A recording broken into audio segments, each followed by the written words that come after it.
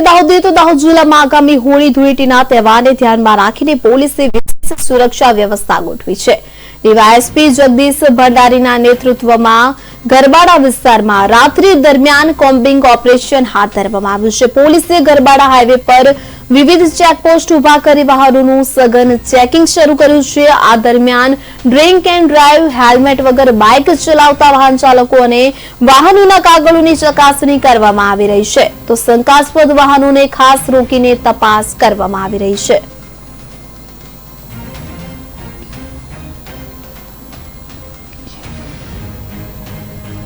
દાહોદ ગરબાડામાં રાત્રિ દરમિયાન પોલીસ દ્વારા પેટ્રોલિંગ કરવામાં આવી રહ્યું છે। હોળી ધૂળેટીનો પર્વ નજીક આવી રહ્યો છે, ત્યારે તેને લઈને કોમ્બિંગ પ્રક્રિયા હાથ ધરવામાં આવી છે। હોળી ધૂળેટી પર્વે દાહોદ પોલીસ સતર્ક બની છે।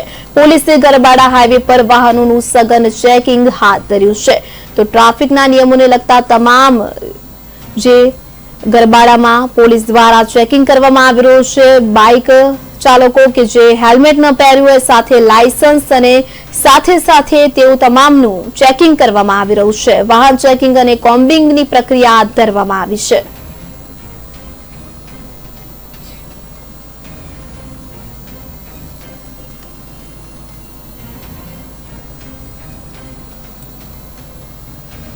તો ગરબાડામાં રાત્રિ દરમિયાન વાહન ચેકિંગ અને કોમ્બિંગની પ્રક્રિયા હાથ ધરવામાં આવી છે।